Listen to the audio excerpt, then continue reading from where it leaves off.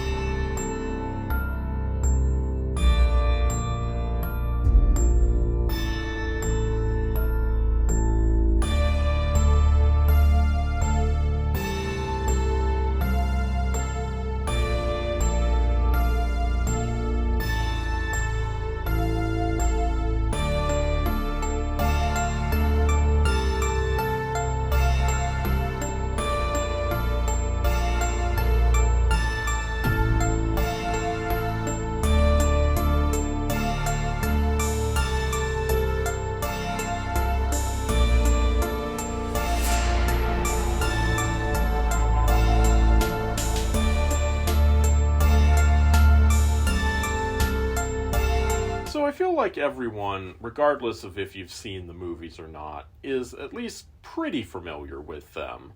But let's go ahead and do a brief breakdown of the plots of each movie anyway. Psycho. A woman has just robbed a bank and thinks that the Bates Motel will make a good place to hide out. She's wrong. Silence of the Lambs. A woman is trying to catch a serial killer, and she decides that the best way of doing that is to enlist the help of another serial killer. She's not exactly wrong, but it's still not a great idea. So there we have it.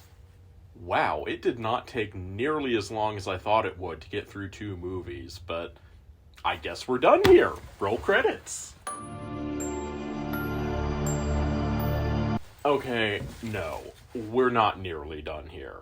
So what I didn't cover in my brief analysis, but which you are probably already at least passingly familiar with, is that these movies have something pretty major in common. After all, it's not a coincidence that I chose these 2 movies to do a double feature.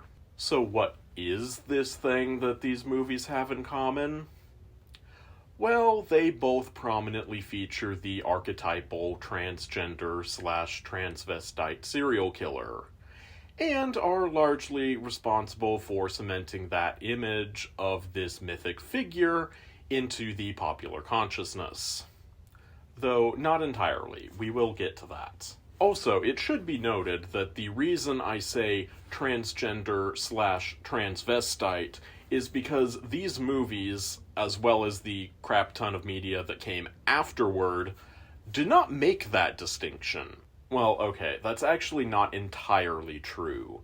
These 2 movies in particular actually do make that distinction in a way that subsequent movies and TV would not, but we'll get more into that later. For now, let's talk about the characters of Norman Bates and Buffalo Bill. When we first meet Norman Bates, we see that he's a very creepy man with definite mommy issues. Well, a boy's best friend is his mother. That will become important later, but at this point, the most important thing for us to note is that Norman Bates is not giving any outward signs of being anything other than a cisgender man.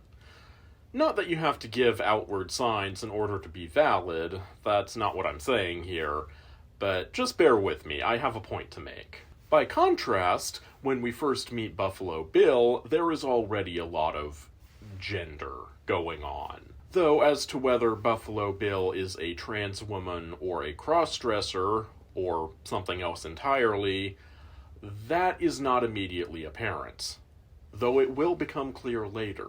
The first time that we see Norman Bates acting in a manner outside of the expectation of his apparent gender is, of course, in the famous shower scene, wherein he stabs a woman while wearing a wig and a nightgown. This, of course, is the moment that created so many problems down the line by normalizing the idea of the trans woman predator that J.K. Rowling, among others, now cling to so tightly. But importantly, this scene within the context of this movie isn't itself actually a problem, for reasons that we'll get into. But, of course, Psycho is not the only movie to perpetuate this harmful stereotype, as Silence of the Lambs does also, and is arguably even worse. So, Silence of the Lambs, like Psycho before it, has the problem of being one of the best movies ever made. God damn it. See, this is why good movies are dangerous. All movies are bad. Except for one thing. Silence of the Lambs, having come out after Psycho, is aware of that particular pitfall, and thus goes out of its way to subvert it. Not successfully, mind you, but an attempt was made. There's no correlation in the literature between transsexualism and violence. Transsexuals are very passive. Billy is not a real transsexual. Why was he dressed like that? He's a transvestite. Not exactly. A man who dresses in women's clothing in order to achieve a sexual change or satisfaction is a transvestite. But in Norman's case, he was simply doing everything possible to keep alive the illusion of his mother being alive. That, of course, wasn't nearly enough, but it was at least an attempt to get ahead of the problem before it got out of hand. Transsexuals are very passive. But these little disclaimers aren't what linger in your mind when you think of Buffalo Bill. In fact, everyone I've asked about it does not even remember this line is even there. But you know what they do remember? He's making himself a woman's suit, Mr. Crawford, out of real women. It didn't work. Oh God, did it not work. But it was at least an attempt. Which brings us back to Psycho. What exactly is Norman Bates' whole deal? Is he a trans woman? Well, as you can probably tell from the pronoun that I chose to use in that sentence, the answer is no. But what is he? Norman Bates suffers from what we today would know as multiple personality disorder, and moreover, one of those personalities believes itself to be his late mother, whom he killed. So basically, he had a psychotic break after killing her, and now, being unable to deal with what he's done, he's literally replacing her in the world. He had to erase the crime, at least in his own mind. So he began to think and speak for her. Give her half his life, so to speak.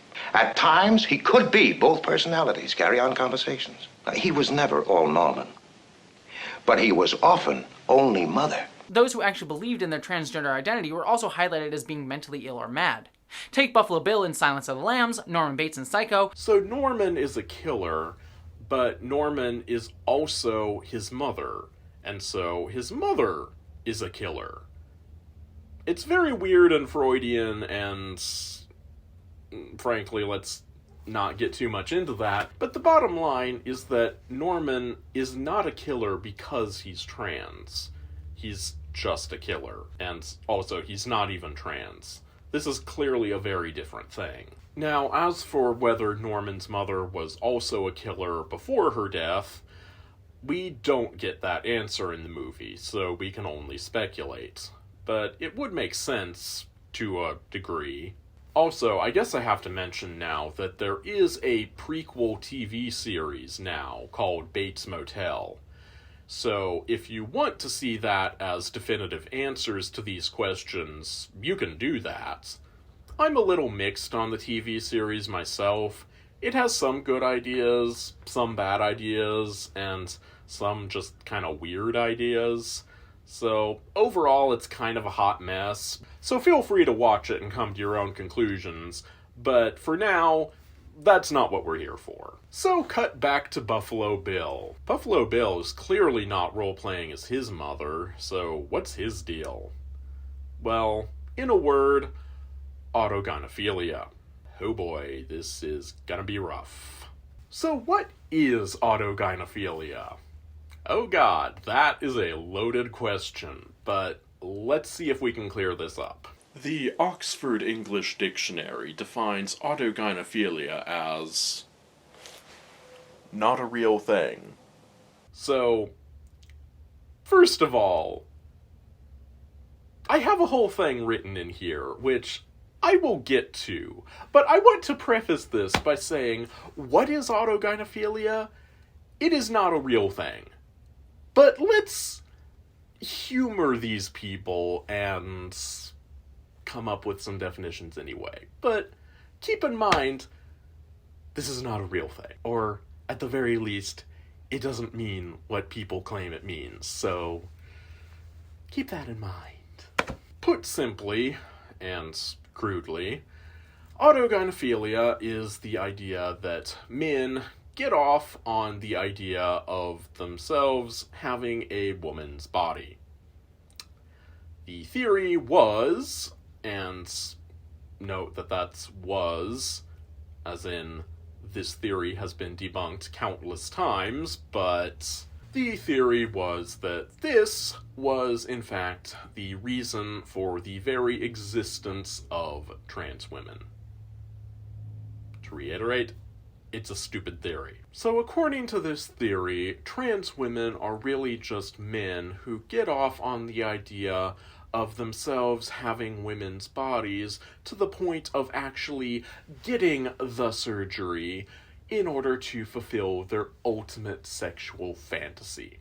We're told that we can't attend Pride because our existence is a fetish that shouldn't be in public.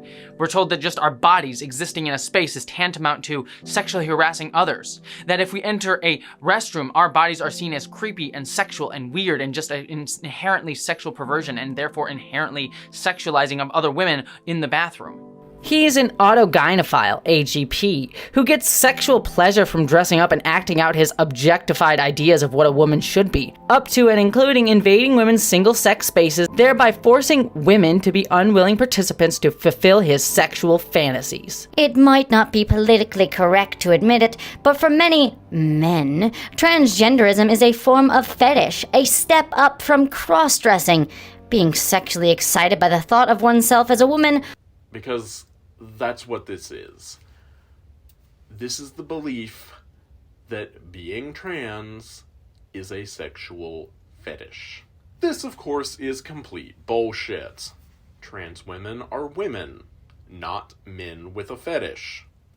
This really should not have to be stated, but here we are. And despite being debunked countless times by actual accredited scientists and people who know what they're talking about, the idea of autogynephilia persists.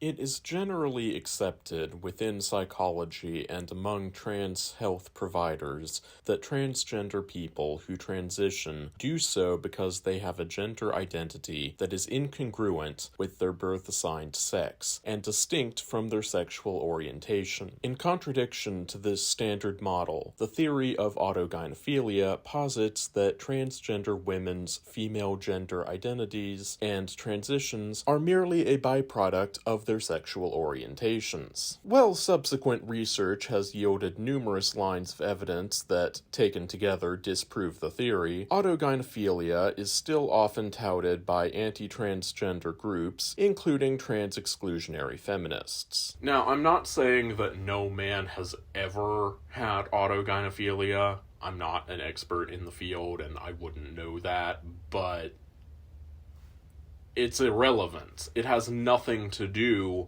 with trans women.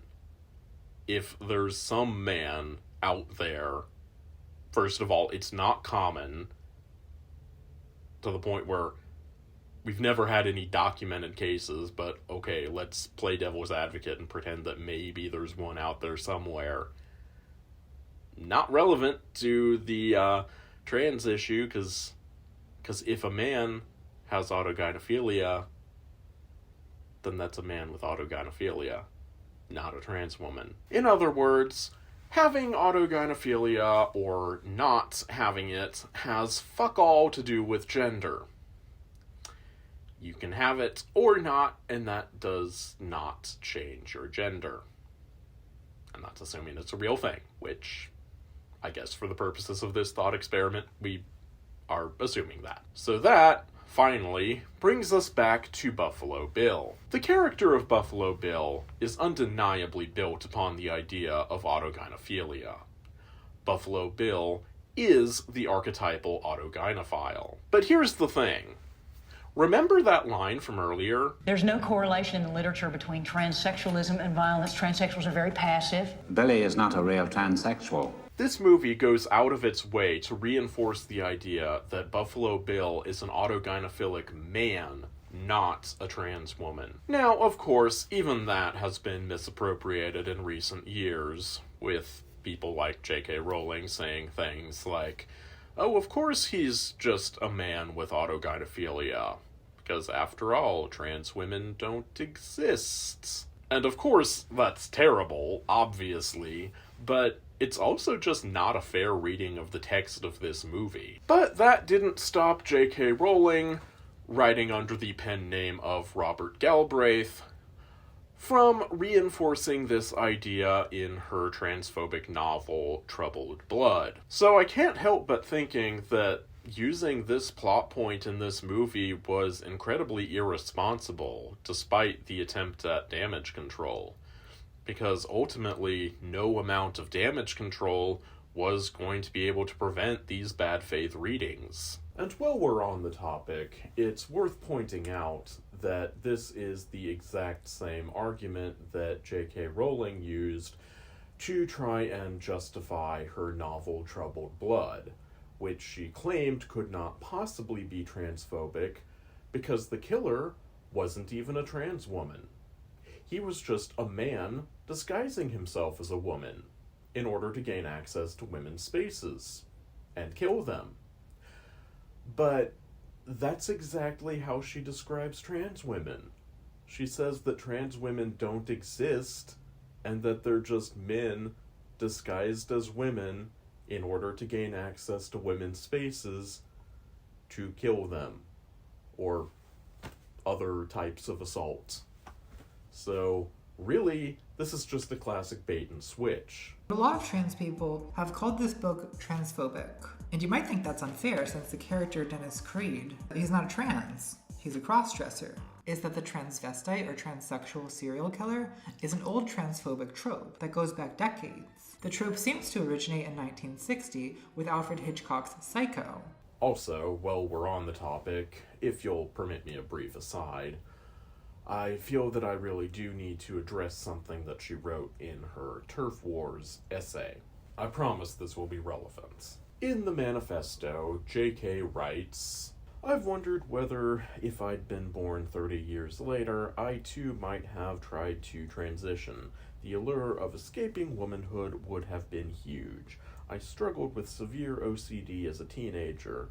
If I'd found community and sympathy online that I couldn't find in my immediate environment, I believe I could have been persuaded to turn myself into the son that my father openly said that he would have preferred.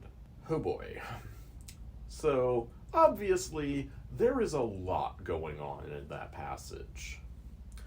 First of all, her father, based on that passage, was clearly an abusive asshole, and she definitely deserves sympathy for that.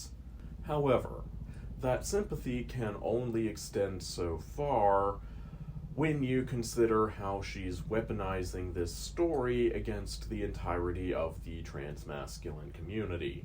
But for the sake of argument, let's assume that JK is speaking in good faith here, that she genuinely believes that trans men are just confused little girls who succumb to the allure of escaping womanhood. To be clear, that's not how anything works, but let's assume that JK genuinely believes this. If trans men really are just trying to get away from all of the misogyny and the other baggage that goes along with being women in a patriarchal society, then why the hell would trans women ever willingly opt into that same misogyny? The answer should be obvious. They wouldn't. This isn't an optional thing. You can't decide whether you want to be trans or not. You either are or you aren't. You can decide whether or not you want to transition or not. For example, a trans woman could choose not to transition and just pretend to be the cis man that society would already assume her to be. And if JK's theory was correct, then surely that would be the best option. After all, isn't that just another form of embracing the allure of escaping womanhood? Except that this is clearly not what's happening. If this was the case, then we wouldn't see any trans women in society, because they would have all chosen to stay in the closet, because apparently that would have been the best option. And yet, despite this, trans women continue to exist. Despite everything being thrown at them, all the misogyny, all the transphobia, everything, trans women continue to exist. Because at the end of the day, the pain of all of that shit being thrown at them is not equal to the pain of gender dysphoria. And that's the bottom line. And that's it. That's the real reason why people transition. It's not about escaping one's birth sex, it's about embracing one's true gender. Because sex and gender are not the same thing. But of course, this leaves transphobes with a problem. Since it doesn't make sense to say that trans women are escaping manhood, since in a patriarchal society that's the privileged position, they have to come up with another explanation.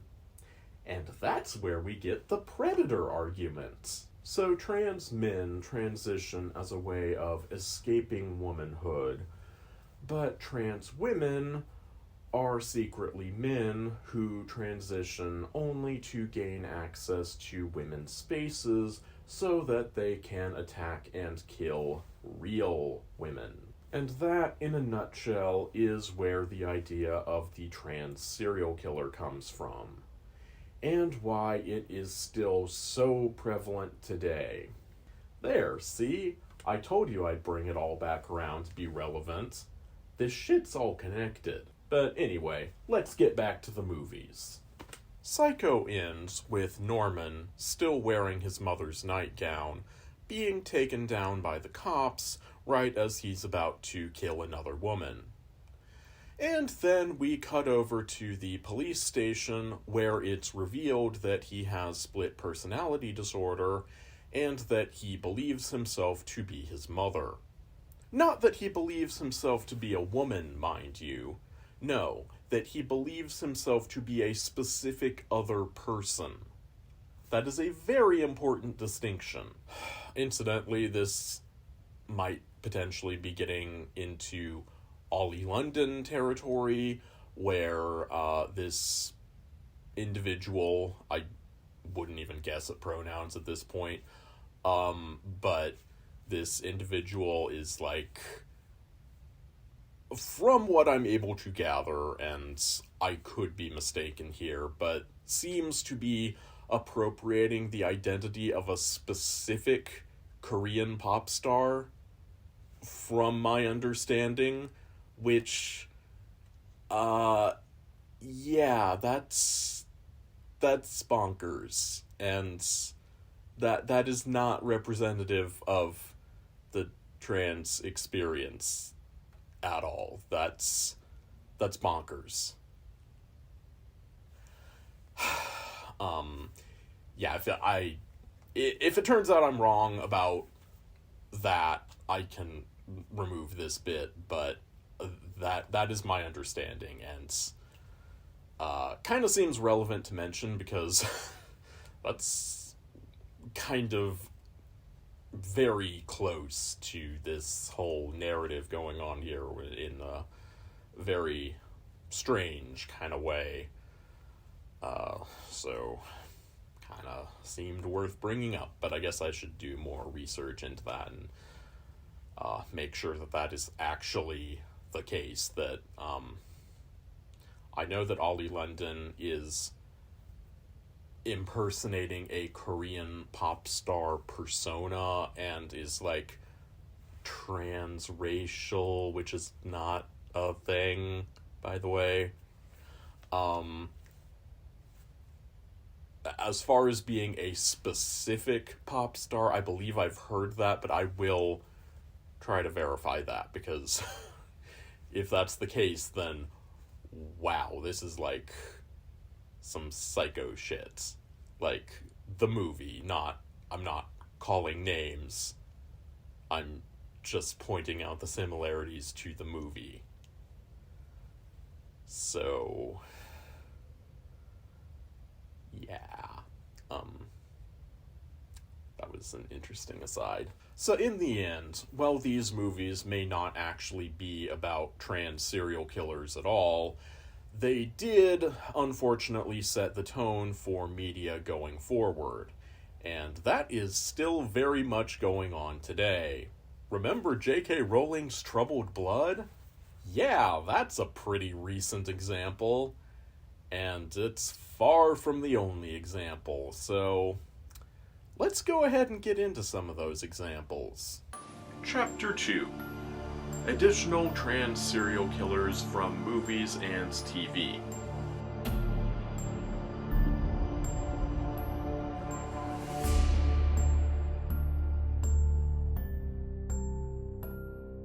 One of the most famous, or rather infamous, examples of the trans serial killer in movies, other than the aforementioned Psycho and Silence of the Lambs, is 1980's Dress to Kill. I haven't actually seen it, and honestly I have no intention of seeing it, so I'll just tell you what the Netflix documentary says about it. Which is basically just that it's a straight-up remake of Psycho, only worse. And that's enough said about that one. Now, of course, there are a lot more examples that we just don't have the time to get into right now, so I'll just leave you with a bunch of resources to check out. You should watch Lindsay Ellis's video essay, Trans Killers in Pop Culture, as well as Jessie Gender's How Hollywood Corrupts Trans Stories. That one is less directly about trans serial killers and more just about Hollywood in general corrupting trans stories, but still very much worth a watch. Also, for an in-depth analysis of trans characters from movies and TV, either intentional trans characters, unintentional trans characters, trans-adjacent characters, anything in that general area, you should check out Lily Simpson's YouTube channel. And watch the Netflix documentary Disclosure as well. That one is even available for purchase as a licensed public screening thing as an educational resource. So if you are an educator looking for a resource to talk about trans issues, then this might be the perfect thing for you. I don't know anyone specifically who's looking, but hey, if you're looking, look no further. Anyway, the next piece of media in this vein that I actually saw and that made a big impact on me personally is the Paul Melander arc of CSI. The arc that started in the very first episode of CSI, even if the actual trans connection would not be revealed until the end of Season 1. So here we are at the beginning of a brand new crime drama, and the writers are already confident enough in their abilities that they think they can tackle the mythic transsexual serial killer. You'd think that they'd at least want to get a few episodes under their belt before attempting something like that, but no. And yes, I know that the term transsexual is archaic, but this whole damn genre is built upon archaic misrepresentation of trans people, so... So anyway, over the course of the investigation, the team come to suspect a man named Paul Melander of being the serial killer that they're tracking. But there's just one problem. The DNA that they found at the crime scene was XX. Complete follicular tag. Could be Melander's. Well, that's impossible. The amylogenin on the follicle came back XX, female. And so they initially think that he must have a female partner in crime. But of course, then the twist at the end is that he's actually a trans man.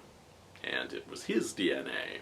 Now, of course, this plot point is problematic for numerous historical reasons, but at the base of it, it is at least an interesting idea for a crime drama with misleading DNA. Though it is worth noting that chromosomes are not actually nearly as straightforward as people think they are, but that's a whole nother thing that we're not getting into right now.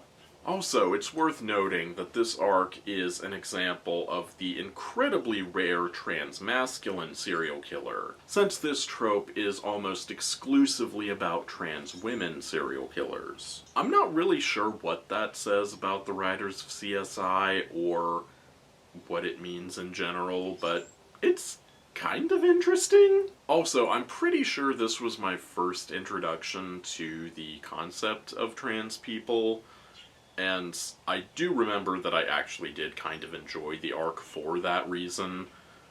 That's not exactly ideal, but oh well. Next up, we have the trans episode of Criminal Minds. The team is called in to investigate the murders of a bunch of frat boys on spring break, only to discover that the killer is trans. And not just trans, either. No. Full-blown split-personality Norman Bates shit. Boy mode is submissive and has no idea what's going on, and girl mode is the controlling killer. Yikes. Then there's the NCIS episode, where the serial killer fakes his own death before starting a new life as a woman. So there's that. I mean, this one may not exactly be a serial killer in the typical TV sense, but his body count was more than 3, so I'm counting it. Also, it should be noted that I'm not entirely sure if I am misgendering this person or not. It is very unclear from the context of the episode if this is an actual trans person or a cis man who's just using that as a disguise in order to get away with murder by disguising himself in a manner that no one would suspect. There is simply not enough information in this episode to make that determination, so apologies if I am misgendering this person. Another not technically serial killer that's still worth mentioning is the last human from Doctor Who. When I was a little boy, down there. I had actually forgotten about that line until Vera Wild reminded me of it in her recent video. But yeah, it's no wonder that I blocked it out. That is not great representation. Again, not technically a serial killer, but still. This is another example of a trans character being portrayed as overtly monstrous just by virtue of existing. Plus, reinforcing the idea that trans people are just surgery addicts like Ollie London. Incidentally, this is Ollie London's final form. You can't prove it's not. Also, regarding Cassandra not being a serial killer, do you really believe that? Just look at this face. This face has killed. So that's 3 crime shows with trans killers set up in such a way that that's the twist. At least when Bones did their trans episode, the trans person was the victim and not the killer.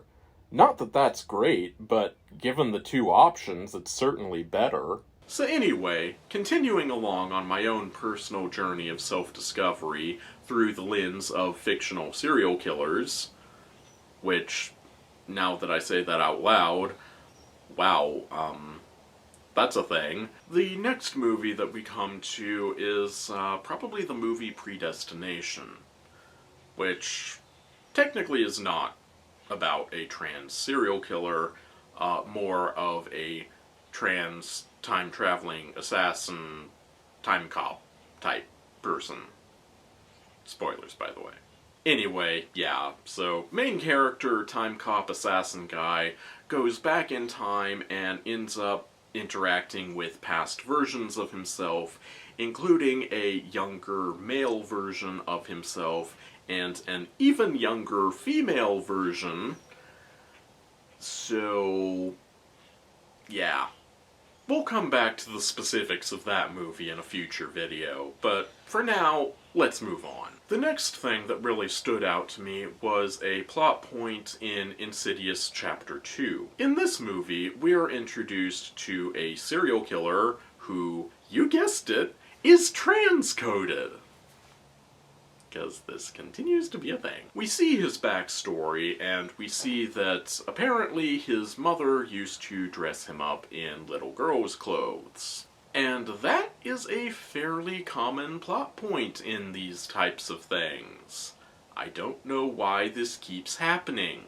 Anyway, this is how the Insidious wiki summarizes this plot point. It is revealed that she was purely insane and violent towards her son, and she forced the young Parker into assuming the identity of a girl, and insisted that his name was Marilyn. In a reenacting of one of Parker's memories of her, she is seen to slap him really hard across the face as he fails to remember this when signing a drawing he made for her with his real name. Through messing up her son's identity and mentally breaking him down, she managed to force him into a lifetime of serial killing of mostly women, as it appears when the ghosts of his victims are unveiled. Yeesh. I had been quite enjoying the Insidious trilogy up until this point, but this really turned me off to it. I have not gone back to see the third one. There's also a very similar plot point in Phantasmagoria 2, wherein the main character of that is revealed to have been dressed up as a little girl by his mother when he was young. Why does this continue to be a plot point? Not long before my mother killed herself, she, No matter how I dress you, you'd still be a monster. Pretty little monster. started dressing me up as a little girl. Also, it's worth mentioning that this is just another example of an argument that is constantly brought up in anti-trans spaces. The idea that parents are forcing their kids to be transgender, and that we have to stop it because won't someone think of the children? Except that, if you actually think about it, this is an argument in favor of trans self-identification. Yes, obviously it would be wrong if a parent of a cisgender child was forcing them to present as transgender, but the opposite is also true. If a parent of a transgender child is forcing them to pretend to be cisgender, that is also wrong. So, why is this argument being so inconsistently applied? And why are they not able to see that the root of this argument is not what they say it is? This is in favor of trans self-identification. It's really not that complicated. There are so many other examples of the transsexual serial killer, such as Sleepaway Camp, wherein a transgender girl is mercilessly bullied by her peers, and then she kills them all. And that, by the way, is when the twist of her being transgender is revealed to us. Plus, there's this weird subplot, which is very similar to that of Insidious Chapter 2, where it turns out that she might not actually be transgender at all, but rather might have been transed by her mother, who forced her to dress in a certain way, thus further blurring the line between transgender and cisgender but forced to conform with a gender that they don't have. TERFs do not make that distinction, and that is a deliberate ploy so that they can weaponize this kind of misinformation. For a deeper analysis of this film in particular, I recommend that you go watch Kat Blaque's review of it from last Halloween. It's revealed that Angela is actually a boy. Apparently at the start of the film, Angela was actually the child that passed away, leaving Peter behind. And when Aunt Martha adopted Peter, she ended up raising him as a little girl instead, giving him the name of his deceased sister. But that's enough about movies and TV for now. You can find much better analysis of all that elsewhere. I'll leave some links in the description for you. Instead, I want to focus on something that's unique to me.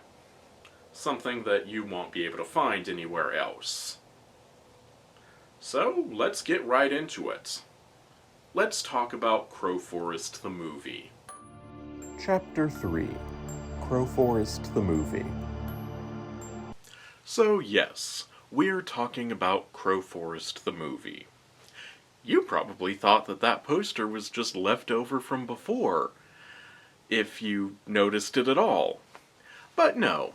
It turns out that this movie is actually oddly relevant. Oddly relevant on account of it was completely unintentional. So let's take a look at why that is. This is Crowforest the Movie. In fact, I might just go ahead and put on my old outfit for this one. Not very many people have even seen Crowforest the Movie. And even fewer people know the untold story behind it. In fact, no one knows the untold story behind it. It's untold. I mean, now I guess it's told since I'm literally telling it right now, but before now it has been untold. This movie came out 8 years ago, and this is the first time that I am telling this story. Crowforest, the title character, i.e. me, discovers a dark and troubling secret about his mirror universe counterpart, the Phantom. The Phantom is a dark reflection of Crowforest, created in an accident involving magic and mirrors. Somehow. It's a little unclear. Crowforest discovers that just as he himself created the mirror universe of Lego World, albeit by accident, so too the Phantom has been systematically destroying it. The Phantom is a serial killer, but moreover, having been endowed with the powers of destruction, opposite of Crowforest's own powers of creation, victims killed by the Phantom are not just dead, but rather fully erased from existence entirely, so Crowforest has to stop the Phantom before it's too late. And no, it's not nearly as cool as it sounds. Perhaps in someone else's hands it could have been something more than it ended up being, but with my less than stellar acting abilities, it's not great. But there's still something interesting here that's worth taking a closer look at. Also, it should be noted that I am using male pronouns for Crowforest for the sake of simplicity, since that's what I was using at the time. So why am I bringing up Crowforest the Movie? What possible connection can this movie have to the topic of trans serial killers? Well, on the surface, nothing. But bear with me, because the subtext of this movie is kind of interesting. To really understand what's going on here, we have to go all the way back to 2015, when I was writing the script for this movie. During this time, I was experiencing extreme feelings of what I now know to be gender dysphoria, although at the time I did not know that term. But basically, I felt this other self inside of me trying to get out. Kind of a crude way of putting it, but that's more or less what it felt like. And that's where I got the idea for this movie. A movie in which my lead character, Crowforest, discovers another self inside trying to get out. In this case, the Phantom was trying to get out of, get this, a literal closet. And no, that wasn't a deliberate metaphorical thing. Possibly it was a subconscious metaphorical thing, considering that the basic idea of another darker version of myself coming out of the closet was one that I revisited many times over the years before it finally saw the light of day in this movie. But that's a matter of speculation. No, what I want to focus on here is something much more blatant than that. This idea of the Phantom being another version of myself buried deep within and trying to get out. Now, of course, I'm sure that you've already noticed the inconsistency here. The Phantom is, of course, not a trans woman. No, what he is a serial killer. And for reasons which I spent the first 2 chapters of this video essay outlining, those two things became kind of conflated in my head. I thought that the feelings I was having meant that there was something very deeply wrong with me. And that thought manifested like this. So Crowforest goes to confront the Phantom in Lego World, becoming a Lego himself in the process. And that just happens to be yet another trans metaphor, as this is basically the metaphor that Jamie Raines uses to describe what it's like to be trans in the book The T in LGBT. After that initial oh my goodness moment of thinking you might be trans, and the subsequent figuring out, whatever form that may take, what in the hell do you do next? Just like a shiny new Lego set, it's time to open the box and tip out the pieces to build your newly found self. Except you can bet the instruction manual is a little more complex, and in some cases, completely non-existent. I feel like when I figured out I was trans, my next main step was working out what that meant for me and my future. It was like taking myself apart brick by brick, without really knowing how to start rebuilding myself into who I truly was. And before you ask, no, I had not read that book at the time of making this movie. Hell, it hadn't even been written yet. And it's highly unlikely that Jamie Raines watched Crowforest the Movie, considering that no one has seen Crowforest the Movie. So it's just kind of a cool coincidence. Then, of course, there's the matter of the deformed doll. First existing only in printed images, adding to the overall motif of the film, but then eventually coming to be shown in physical form as well. Clearly there's layers of meaning with that. First of all, I had a hard time finding a doll to use as the base. Not because they're particularly hard to find, but just because I felt so awkward about shopping for a doll. Also, for context, I should mention that at the time that I was shopping for the doll, I was living in Austin, which, for those of you who may not be aware, is known for being a progressive liberal haven in the middle of a red state. So basically there was no particular reason for me to be feeling so awkward about it, aside from my own gender dysphoria and internalized transphobia. Then, once I finally managed to obtain a doll, and it came time to create the wound and paint it red, I realized that that was just kind of how I was justifying it to myself. As in, oh, this isn't a doll, it's a film prop, see? I'm painting it to conform to the needs of the script. So this isn't a gender thing. But anyway, back to the essay. Throughout the movie, there's tons of imagery of mirrors, including a scene in which the Phantom has a conversation with his reflection. There's also scenes of traveling through mirrors, which involve a rainbow motif. Basically, there's a ton of very queer imagery in this movie, absolutely none of which was intentional. Even the most obvious rainbow imagery wasn't intended to evoke any kind of LGBT identity. It was based on the Rainbow Bridge from Norse mythology. But that doesn't change the fact that it looks very gay, and unknown to me at the time, but very much a thing, Norse mythology itself is very gay. Content warning for descriptions of internalized transphobia. Also, going back to the aforementioned scene of the Phantom having an argument with himself, that was actually modeled on the similar scenes of Gollum arguing with Smeagol in the Lord of the Rings films. This paints the Phantom as the Gollum-Smeagol dichotomy, which makes sense considering how I was feeling at the time. But more than that, it places Crowforest in the Frodo role. The hero, sure, but also someone who's very much at risk of devolving into that same pitiable creature. So basically, playing out this parallel, Gollum is gender dysphoria, Smeagol, or the Phantom, is the one who gave in to that darkness, and Frodo, or Crowforest, is the one who rests on the edge of a knife and risks falling into that darkness. Obviously, this is a deeply problematic way of looking at this, but this is my journey. Some journeys are messier than others. So, obviously that is not ideal, and that is not any way that anyone should be looking at this, but at the time, it made a lot of sense to me. So, yeah, a lot of this subtext going on here is deeply problematic if you look at it.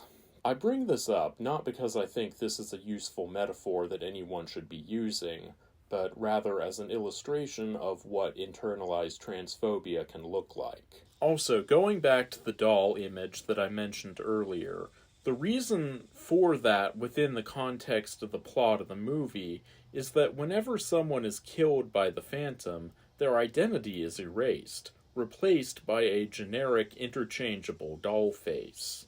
I liked this idea because I thought it was really creepy, but it's actually a good deal creepier than I even thought it was. This is eerily reminiscent of the way that trans people's very identities are erased by society. Add to that the specific image I chose to illustrate this idea in the movie, a little girl in a rocking chair. So is that me as a little girl? Well, no. In reality, it's actually my sister. But this is certainly very close to what I would have looked like at that age had I transitioned.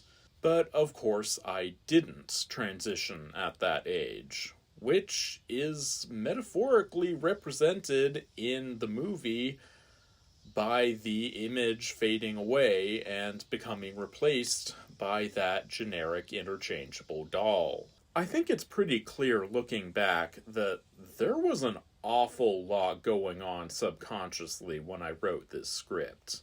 Feeling alone, isolated, erased, misunderstood, and all of it manifested in the script.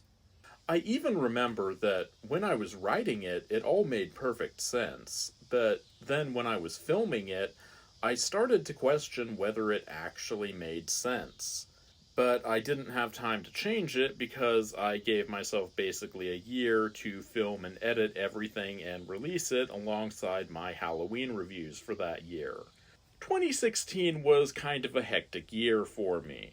So much so that I didn't even notice all of the other things that were going on that year until a bit late.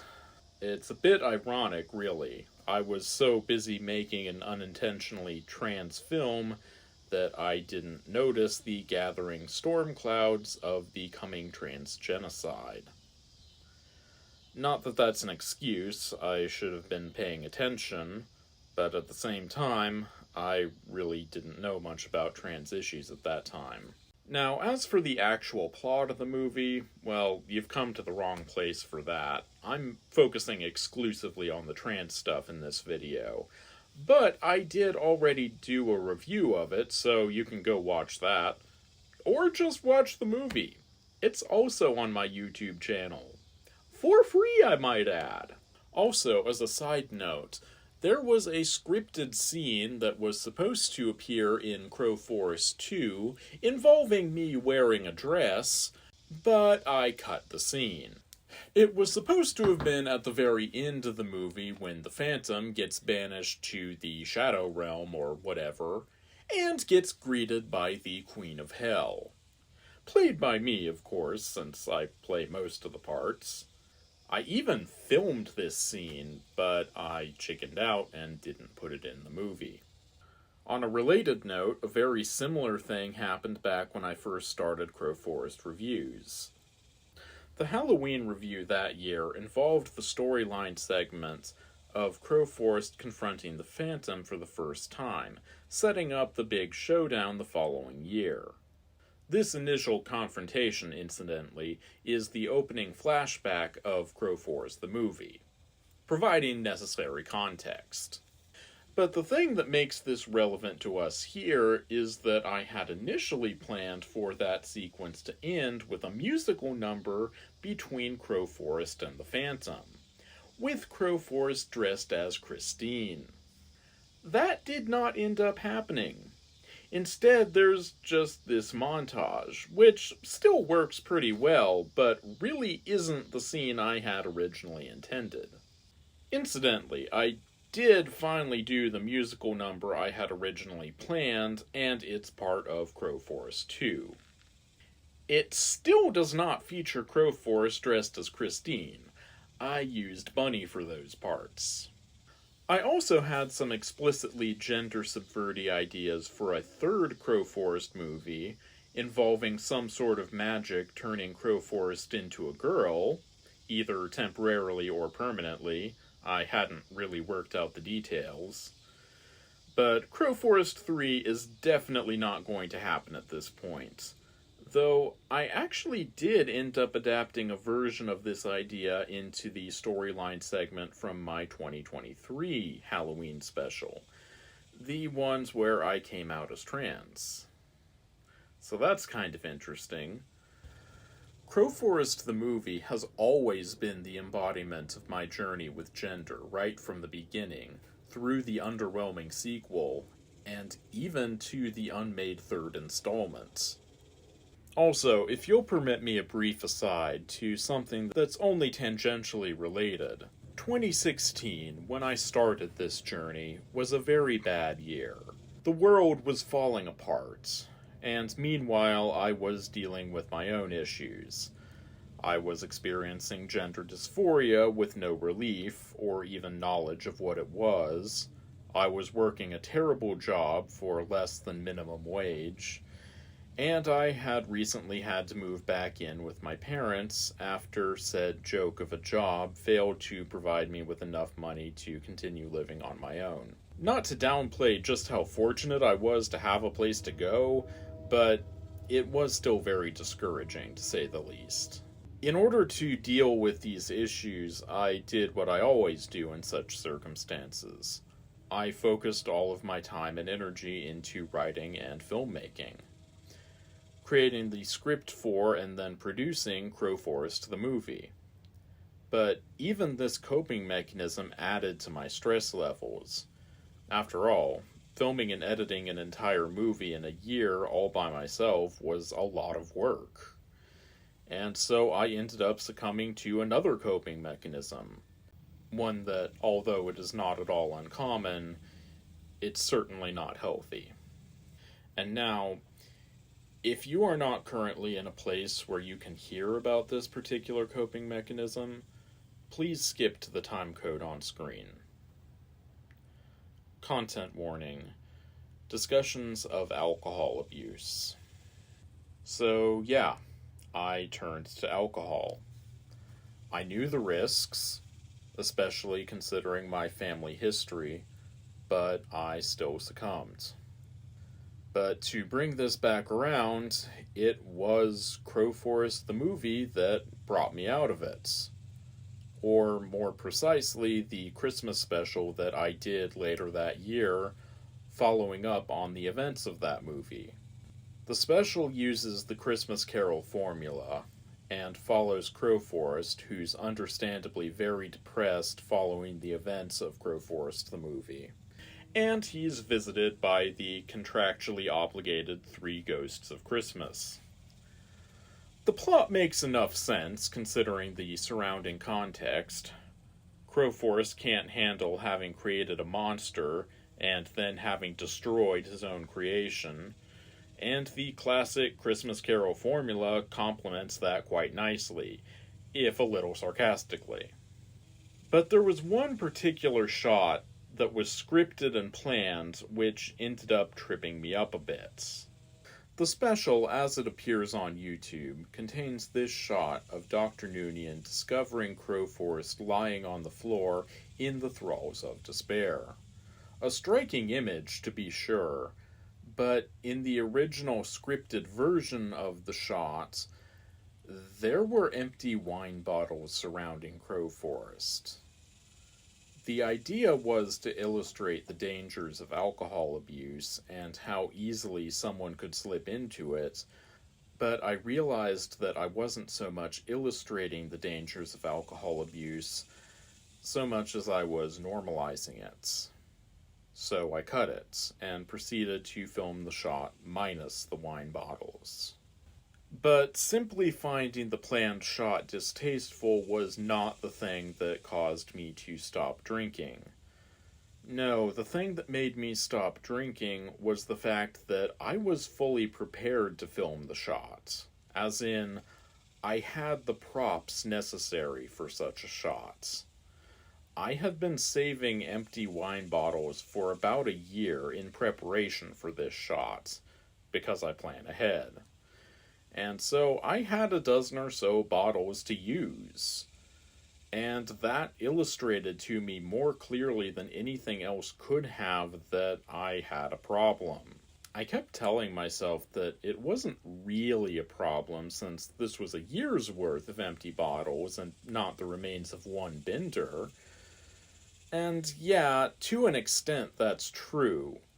But still, I was playing with fire, and I realized that I was headed down a very dark path, and I didn't like where it led. After all, how long can you play the role of an alcoholic before it stops being a role you're playing? I don't know the answer to that, but I decided that I didn't want to find out. So I quit. At first, I went down to having just 1 or 2 drinks a year, and then, at length, I finally managed to quit altogether. I realize how fortunate I was to have caught the problem early enough to have been able to quit like that. Anyone who's further down that path than I was will have a much harder fight in front of them than I had. But it's a fight that needs to be had. I promise alcohol is not worth it. I've linked some resources in the description. Full disclosure, I have not personally used any of these resources, so I have no first-hand knowledge of them, but from the research that I've done, they seem good. Anyway, I hope that you enjoyed that tangent, or else if you were not in a place where you could hear about that at the moment, welcome back to the rest of this essay. And yeesh, we should probably wrap this up. At this point, you might be wondering why any of this is even worth caring about. After all, it's just movies and TV shows, right? So why does it matter? Well, this is why. Chapter 4, Real-World Consequences.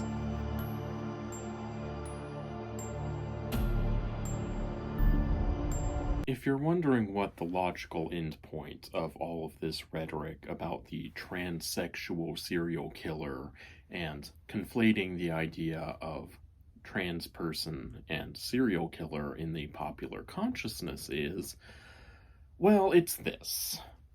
Recently, a Nazi pastor claimed that Jeffrey Dahmer was a trans woman. What the actual fuck?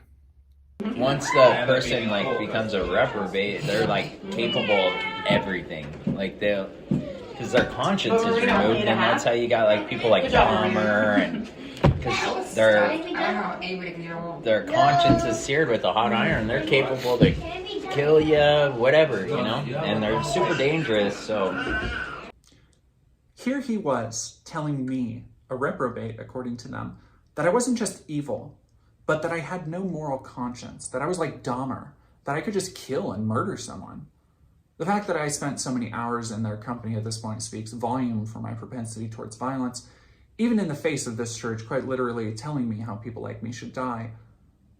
I responded with quiet attempts at understanding, trying to get to the bottom of why they think this way, where they get it from. Clearly, that's a whole nother thing that we really don't have time to get into right now.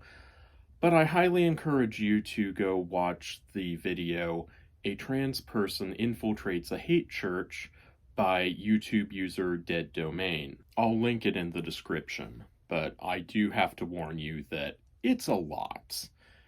Also, when I say that this pastor is a Nazi, that's not hyperbole. He's an actual Nazi. Now, of course, you're probably thinking that that's an extreme example, and yes, of course it is. But the bottom line is that decades of misinformation and fear-mongering about the trans woman predator has gotten enough of the population riled up enough and afraid enough that a church like this can even exist in this country. Now, of course, most people don't attend churches like this. Hell, most transphobes don't even attend churches like this. But the bottom line is that the mere fact that churches like this even exist in the first place makes the views of more moderate TERFs like J.K. Rowling seem more reasonable by comparison. Which is not a good thing. Basically, when Group A, the Nazis, wants to straight up kill trans people, then when Group B, the TERFs, comes along and simply wants to restrict trans people from being able to exist in public spaces, well, the TERFs method just seems much nicer by comparison. But ultimately, whichever method is used, the bottom line is the same: preventing trans people from being able to live. And even though the TERFs method is objectively much nicer than the Nazis, the TERFs are actually far more dangerous than the Nazis, because the way that they package their hatred is much easier to sell to the public. So that's kind of a downer to end on, but this shit is important to understand. Please take the time to check out all of the resources that I've linked in the description. And don't worry, next time we'll do something lighter. I'm still planning to do my normal Halloween special this year, and I have several more video essays written if you like this longer format style. I have one covering gender themes in King of the Hill, I have one covering gender themes in Bob's Burgers, and I have an in-depth analysis of the TV series Dollhouse. So all of that upcoming if you are interested in this longer format style. But that won't be until next year at the very earliest, so anyway, thanks for watching, and I hope you enjoyed this 100th episode of Crowforest Reviews.